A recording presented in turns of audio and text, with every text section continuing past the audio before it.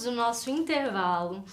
E eu disse que voltaria com um convidado muito especial e promessa é dívida. Eu estou aqui com o doutor Pedro Moraes. Tudo bem, doutor Pedro? Tudo bem. Boa noite. Ele é médico e vai conversar um pouquinho com a gente aqui sobre essa questão de cirurgias, da importância do desenvolvimento tecnológico, científico. Mas antes disso, eu vou pedir para que ele se apresente, conte um pouco sobre a sua história e já quero antecipar. Aqui a gente tenta trazer algo descontraído, um bate-papo, então fique à vontade.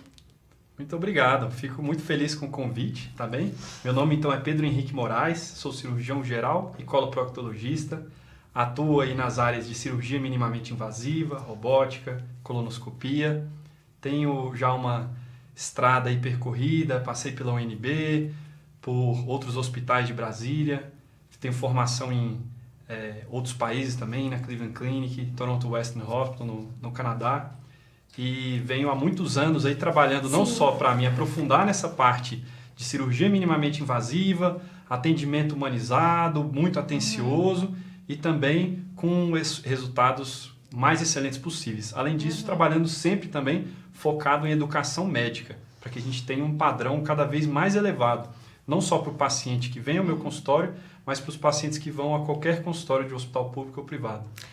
Que bacana, doutor Pedro. É importante a gente conversar sobre temas como esse, receber aqui uma pessoa de um currículo tão interessante, tão bem capacitado, bem preparado. E eu vou te fazer a primeira pergunta aqui, que é qual é a importância da inovação tecnológica, científica nessa área médica, na sua visão? Ótimo. A inovação tecnológica ela é muito importante na área médica. Mas a primeira coisa que a gente não pode deixar de lado é que a parte mais importante e mais complexa é o ser humano. Então a gente tem muita especificidade na tecnologia, mas a grande complexidade está na pessoa, no atendimento com atenção, com o máximo de cuidado, né? Isso é mais importante do que qualquer tecnologia. Essa é a grande tecnologia. Agora, para a parte cirúrgica principalmente, a gente tem várias inovações que vêm acrescentando bastante. A primeira delas é a laparoscopia, que a gente, muitas vezes os pacientes vêm buscando a cirurgia a laser. Então, na verdade, a cirurgia a laser é a cirurgia laparoscópica, minimamente invasiva. A que a gente mais realiza hoje é a cirurgia da vesícula, né? Colecistectomia laparoscópica, que você faz uma pequena incisão no umbigo, uma no epigástrio, uma aqui do lado, outra aqui do lado. Cada uma delas com menos de 1 centímetro. E por essa incisão, a gente passa pinças longas e uma câmera de alta definição e opera o paciente sem grandes incisões. Então, com menos de 24 horas a gente consegue dar alta, o resultado estético fica excelente. Menos de 24 horas? Menos de 24 horas. Nem sempre, né? Mas muitas vezes. E o interessante é que Brasília é muito agraciada com essa tecnologia. Todos os hospitais públicos e privados da cidade, praticamente todos têm que tem um centro cirúrgico, tem essa tecnologia implantada. Então, você indo a um hospital público e privado, você tem acesso a essa tecnologia. Agora, o interessante é que uma grande tecnologia também é a tecnologia da educação. Se você tem o material, você tem o equipamento e não tem educação médica capacitando esses profissionais, você não tem o resultado, você não consegue aplicar a técnica de alta qualidade. Outra técnica que é muito também implementada hoje é a cirurgia robótica, que hoje em dia, no Brasil, a gente já tem 2 plataformas de cirurgia robótica. A principal é a Da Vinci, que é um robô com 4 braços. O cirurgião ele não entra em campo, ele fica à distância em um console e ele consegue, manipulando joysticks, controlar 4 braços simultâneos, como se o próprio cirurgião tivesse 4 braços. Então a gente tem essa tecnologia disponível em vários hospitais privados de Brasília, mas ainda não temos nos hospitais públicos. Que bacana saber dessas informações, né, gente? Para mim que não sou, por exemplo, da área médica, novidade essas tecnologias, né? E que agrega na vida do paciente, porque como você disse, o foco tem que ser o paciente, a melhora do serviço, além da capacitação, além de tudo isso, que é o consumidor também, de certa forma. Falando nisso, quero te perguntar com relação a perspectivas da medicina. Como que você considera, levando em consideração essa questão da tecnologia, o que você visualiza para a medicina do futuro aí? Eu vejo que para o futuro a gente não pode esquecer do básico, bem feito, as coisas do passado. A medicina hipocrática, que era praticada na Grécia há 3.000 anos atrás, ela ainda tem o seu valor, que é olhar para o paciente, você dar atenção, você examinar o paciente, você dar a devida relevância para cada coisa que ele fala. Esse é o primeiro ponto. Tá? Sim. Segundo ponto, hoje a gente tem muitas técnicas que não necessariamente envolvem máquinas. Por exemplo, o protocolo de cirurgia segura, que hoje já é implementado em quase todos os hospitais, que é algo bem simples. Antes de começar uma cirurgia, o enfermeiro fala time out. Na hora que ele fala time out, todo mundo fica em silêncio, você repete o nome do paciente, qual procedimento vai ser realizado, qual lado do procedimento, se é direito, se é esquerdo, para evitar erros, se tem algum material faltando, se tem alguma etapa crítica, para que todo mundo esteja preparado. Então, é uma tecnologia muito simples, é só informação, organização. Outras tecnologias interessantes são as tecnologias realmente de implementação de novas técnicas. Sim. Por exemplo, no Brasil acabou de chegar um novo robô que está no Vila Nova Star. É uma da filial da rede Star. Em Brasília a gente tem o DF Star, Sim. que é o hospital onde eu trabalho. E em São Paulo a gente tem o Vila Nova Star, que chegou lá um novo robô chamado Versius, né? Olha. O robô Versius... Chegou da onde? Ele é um robô inglês, ele chegou, deve ter 30 dias, chegou no Brasil, inclusive Legal. Muitos médicos não conhecem ainda a existência desse robô, acham que o robô da Intuitive é o único robô, que é o Da Vinci, mas a gente já tem esse robô Versius, que tem várias questões muito interessantes. O joystick dele parece um joystick de avião, você mexe muito mais, com muito mais liberdade, tem mais funcionalidades. Você trabalha com óculos 3D para ter uma visão 3D do campo cirúrgico. Você também trabalha... Então o médico não tem contato direto com o paciente? Não. E cada braço do robô é uma torre separada. E eu posso escolher quantos braços eu quiser e colocar esses braços de forma diferente. Uma coisa interessante é que o robô Versius está em São Paulo ainda em fase de teste e liberação na Anvisa, mas já estão treinando os médicos. Sim. E eles estão treinando os médicos exatamente com uma plataforma desenvolvida em Brasília, que é a laparoscopia em 6 passos. Eles estão usando a placa inteligente da laparoscopia em 6 passos para ensinar os médicos nessa tecnologia que veio da Inglaterra. Que bacana! Muito bom saber dessas informações e parabéns!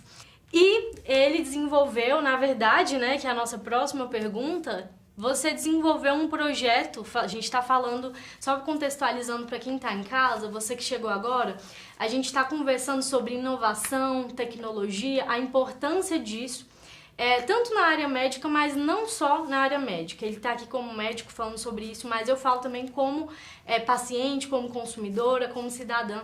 É muito importante para a gente poder ter acesso a um tratamento de ponta, um tratamento realmente que vai aumentar as chances daquele cidadão de prolongar a sua vida, de acabar com o seu problema aí na área da saúde. E aí, para isso, ele desenvolveu um equipamento e eu quero que você fale um pouquinho sobre isso, sobre a importância de projetos como esse. Tá certo, muito obrigado. Então, esse aqui é um dos projetos que eu venho desenvolvendo ao longo da minha vida. Eu sempre fui uma pessoa muito curiosa, né? Desde criança, sempre tive esse ímpeto de desenvolver, de criar, de entender o que tem nas coisas. Sim. E a medicina me trouxe muito isso, de entender o que tem dentro do ser humano e como funciona. E veio também, junto com essa criatividade, com esse impulso, a vontade de inovar e desenvolver coisas novas. Então, durante o meu treinamento em cirurgia, eu percebi que a maioria das pessoas não tinham uma formação suficiente em cirurgia minimamente invasiva. E que só aquele período da residência não ia ser suficiente para mim. Só que eu percebi que isso não era um problema só meu, que esse era um problema de 80 mil cirurgiões de 7 áreas diferentes do Brasil que podem usar a cirurgia minimamente invasiva, que é a laparoscopia, para fazer os seus procedimentos, que o pessoal chama de cirurgia laser. Então, eu acabei desenvolvendo para o meu uso pessoal e depois fui me aprimorando, acabei desenvolvendo isso aqui, que é o laparoscopia em 6 passos, que é uma tentativa de criar um modelo completo para ensinar todos esses cirurgiões a fazer cirurgia laparoscópica com baixo custo em casa e tentar universalizar essa técnica no Brasil. Para você ter uma noção, em 2019 a gente fez mais de 500 mil cirurgias no SUS. Só 12% foram por laparoscopia. Por laparoscopia o paciente tem alta 3 vezes mais rápido. ele tem 3 vezes menos infecção, ele sangra 2 vezes menos, ele tem menos cicatriz. Em vez de eu fazer uma cicatriz daqui até aqui, eu opero um paciente com câncer de colo fazendo 4 incisões mínimas nas laterais, incisões desse tamanho, incisõezinhas, uma outra pequena no umbigo. A gente opera, é uma cirurgia que eu faço, colectomia laparoscópica. Então, como é que funciona isso aqui? Como que é esse desafio de tentar ensinar o Brasil a fazer cirurgia laparoscópica? Então, para ensinar, para pegar esse desafio de ensinar o Brasil a fazer laparoscopia, a gente desenvolveu esse simulador, tá? É um simulador de laparoscopia em que a gente tem os trocartes. Isso aqui é igual um trocarte que a gente usa em cirurgia real. Não é exatamente igual, mas ele simula. Para fazer uma cirurgia, eu faço uma pequena incisão no paciente e coloco esse trocartezinho. Isso aqui simula a câmera, tá? E essas são pinças reais que a gente utiliza em laparoscopia. A gente introduz isso aqui nos portais e aí tem como se fosse um joguinho. Você pode ver lá, é como se fosse um joguinho, em que você pega as pecinhas, movimenta elas, eu boto de uma para cá, outra para lá. Ó. Na cirurgia, a imagem que a gente tem é bem parecida com essa. Olha, só que o que a gente fez? Tentou fazer de uma forma lúdica. O cirurgião ou o aprendiz brincando disso em casa, em 60 horas, ele aprende a fazer laparoscopia. Que é algo totalmente acessível para qualquer cirurgião de Brasília e do Brasil. E a ideia com isso aqui é tentar acelerar essa universalização dessa tecnologia que diminui custo, melhora resultado, ela é boa para todo mundo, para o paciente, para o SUS. Imagina eu conseguir esvaziar as enfermarias do SUS, todo mundo tendo alta mais rápido, tendo menos dor, indo para casa mais satisfeito, com a cicatriz menor, com melhores resultados. É até mais humano para o paciente isso. Sim, com certeza. Pensando em termos de consumidor, é você dar um produto de excelência para um consumidor que vai pagar menos. É mais ou menos isso. Exatamente. Ó, para você que está em casa, ele explicou aqui, né? Mas estou vendo aqui também, olha. Eu gosto de sempre traduzir, lógico, né? Às vezes a gente entra muito em detalhe técnico, né? Até na área do direito eu também dou umas traduções, às vezes, para linguagem mais acessível. Mas você explicou, doutor, perfeitamente. Só estou falando assim, que é interessante, ó, ele coloca que tem uma câmera, né? E aí tem, nas cirurgias, tem uma câmera nessa pinça dentro do paciente? Então, entra uma câmera aqui. Inclusive, a gente tem uma reprodução muito parecida com essa câmera. Seria mais ou menos isso. Sim. Que poderia entrar por aqui, por exemplo. Não apenas as pinças, também coloca uma câmera. A gente dentro. Também tem um simulador da câmera, tá? Porque vai... Esse aqui é o simulador da câmera. E aí vai olhando todo o procedimento dentro do corpo do paciente. Isso, sem necessariamente precisar fazer uma incisão e olhar sob visão direta. Você faz com uma microcâmera de alta definição, olha lá dentro enquanto opera ele. E é interessante também do ponto de vista, como eu disse, de humanizar o tratamento, de você não necessitar abrir uma barriga inteira, né, da pessoa. Você faz ali pequenos cortes, né, como ele disse. Então, parabéns pelo trabalho, pela inovação. É bom ver você não apenas falar sobre isso, mas praticar isso. Estimula outras pessoas a seguirem nessa mesma linha de ensino, pesquisa. A gente sabe que aqui no Brasil, infelizmente, a gente não tem, não é o nosso forte, né? Poderia ser.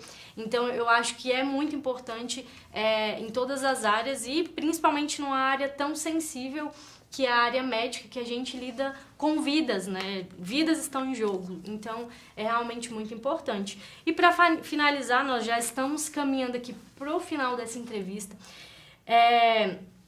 Eu quero te fazer uma pergunta, né, na sua visão. Essa maior capacitação dos médicos na área da saúde, ela beneficia apenas esses profissionais ou beneficia além disso, para além disso? Tá? A maior capacitação da área médica, quanto mais capacitado o médico mais barato ele custa para o sistema e mais resolutivo ele é.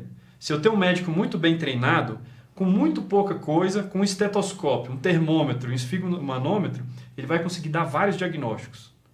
E quanto menos treinado, mais ele vai precisar de tomografia, exame e grandes tecnologias. Então a capacitação é o que faz o sistema andar. Educação é o que faz a sociedade e o sistema médico também andar. Então é meio que um valor universal, né? A educação ela move de verdade. E na nossa área a gente tem isso em números. Tá? Com o uso da laparoscopia, por exemplo, uma colectomia, que tem um custo global de $9.000, esse valor em dólar porque é uma pesquisa internacional. Sim.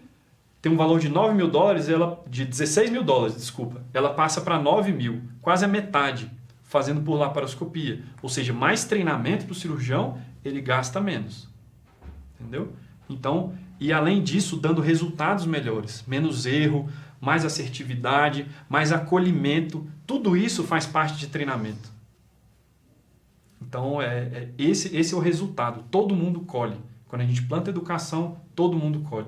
Todo mundo colhe. Eu concordo plenamente. Acho que essa entrevista foi super produtiva, a gente descobriu aqui várias coisas, conheceu o seu projeto, conversou um pouco sobre essa área de inovação também, educação, não tem como a gente falar de inovação, tecnologia sem falar de educação, porque necessariamente passa pela educação.